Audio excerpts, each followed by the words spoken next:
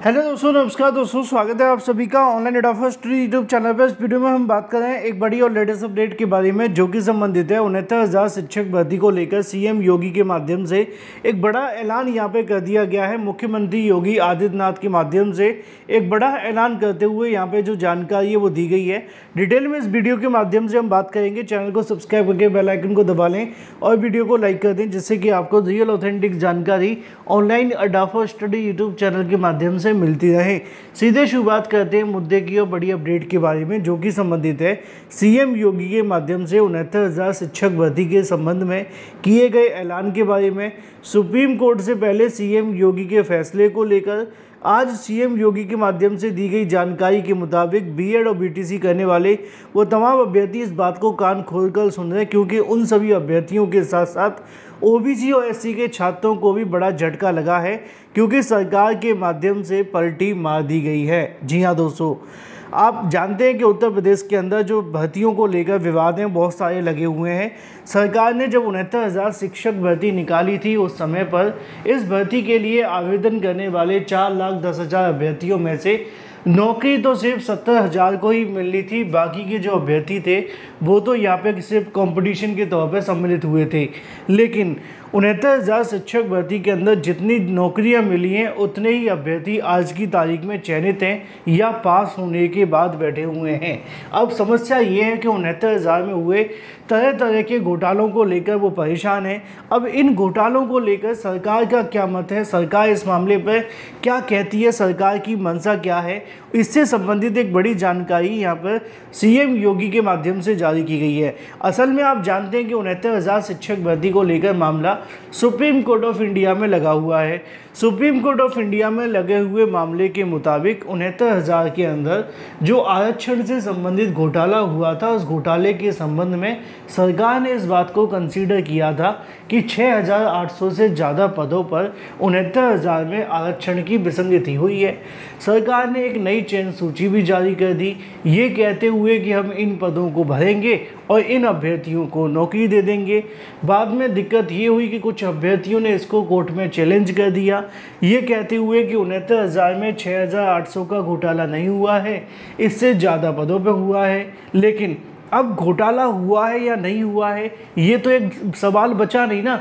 ये सवाल तो उसी दिन ख़त्म हो गया जिस दिन सरकार के माध्यम से 6,800 की नई चयन सूची को शामिल किया गया था।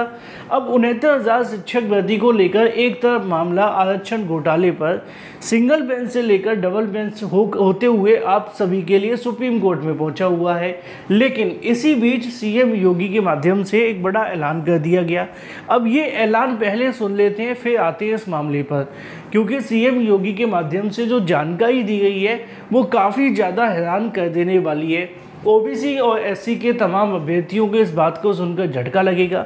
लेकिन पूरी तथ्य पे बात करेंगे, उससे पहले इस वीडियो को सुन लेते हैं कि आखिर सीएम योगी कहना क्या चाहते हैं।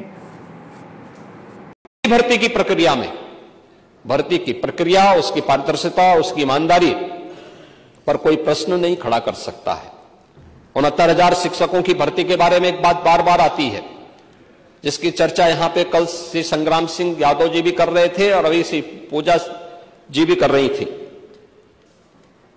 मैं बड़ी विनम्रता के साथ कहूंगा, 69,000 शिक्षकों की भर्ती में पिछड़ी जाति के 27% आरक्षण के आधार पर 18,000 पद आरक्षित होते हैं और पिछड़ी जाति के उसमें 32,200 से अधिक नौजवान भर्ती हुए हैं 69,000 शिक्षकों की भर्ती में। अनुसूचित जाति 21% आरक्षित, उनके लिए जो आरक्षण की सीमा 21% है और 21% में 12,000 पद उनके लिए आरक्षित होते हैं, लेकिन भर्ती हुई है 14,000 से अधिक। ये चीजें क्या दिखाती है कि अपनी योग्यता और मेरिट से जो लोग आगे बढ़े हैं उन्हें जनरल कैटेगरी में लेकर के वहां का लाभ दिया गया है। जनरल के लिए जो पद आरक्षित थे, जनरल के लिए जो पद थे 34,500, जनरल की भर्ती हुई है मात्र 20,000। ये उन सब की आंखों को खोलने वाला होना चाहिए जो इनके नाम पे राजनीति करके अपनी रोटी सेकने का कार्य करके समाज में बंटवारे की खाई को चौड़ा करना चाहते हैं।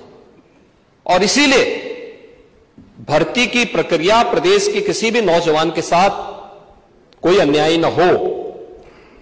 एक तरफ सरकारी पद ईमानदारी के साथ भरे जाएं, उत्तर प्रदेश लोक सेवा आयोग। अब मुख्यमंत्री योगी आदित्यनाथ के इस वीडियो को सुनने के बाद में दो बातें बहुत अच्छे से आपको समझ लेनी है। पहली ये कि वीडियो पुराना नहीं है, क्योंकि ज़्यादातर अभ्यर्थी इस बात को कहते हैं। कल जब शिक्षा मंत्री का वीडियो मैंने डाला था तब भी मैंने आपको बताया था कि विधानसभा के अंदर कल इस मामले पर सवाल पूछे गए थे, उसके जवाब थे, वो भी पुराना नहीं था, ये भी नहीं है। दूसरी चीज़ ये है कि सरकार किस मुँह से इस बात को कह सकती है कि 69,000 में जो अभ्यर्थी चयनित हुए हैं या जो अभ्यर्थी चयनित नहीं हुए हैं वो 69,000 में घोटाले की बात को किस तरीके से इनकार कर सकते हैं, जब सरकार 6,800 की चयन सूची को पहले ही कंसीडर कर चुकी है। या तो होता कि सरकार एक रट लगा के बैठी रहती कि नहीं 69,000 में कोई घोटाला नहीं हुआ, है ना, लेकिन साथ ही साथ 6,800 की चयन सूची को वो जारी न करते। लेकिन सरकार ने एक तरफ तो 6,800 की चयन सूची जारी कर दी है। अब जब आपने बात को मान ही लिया है कि 69,000 में इतने पदों का घोटाला हुआ है, तो आप इस बात को कैसे सदन में आकर के कह सकते हैं कि 69,000 के अंदर कोई सवाल नहीं उठा सकता, जब सवाल तो आपने अपने आप उठा दिए। वो बात अलग है कि सवाल तो पहले भी बहुत सारे उठ रहे थे, कभी पेपर लीक को लेकर, उत्तर कुंजी के बारे में, आरक्षण घोटाले को लेकर, या इसके अलावा तरह तरह के कट ऑफ के मामलों को लेकर।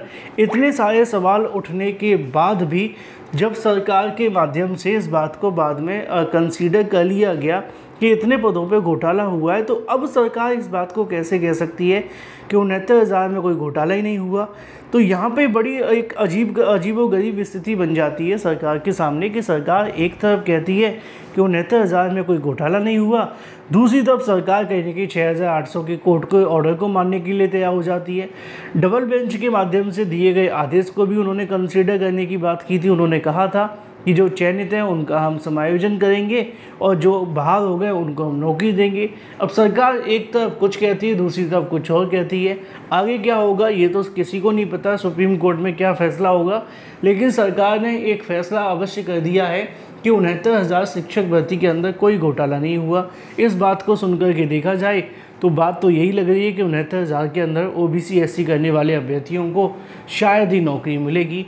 अब कोर्ट पर सारी चीज़ें डिपेंड करती हैं कि कोर्ट क्या फ़ैसला देती है। जो भी अपडेट होगी वो आप सभी को दे दी जाएगी।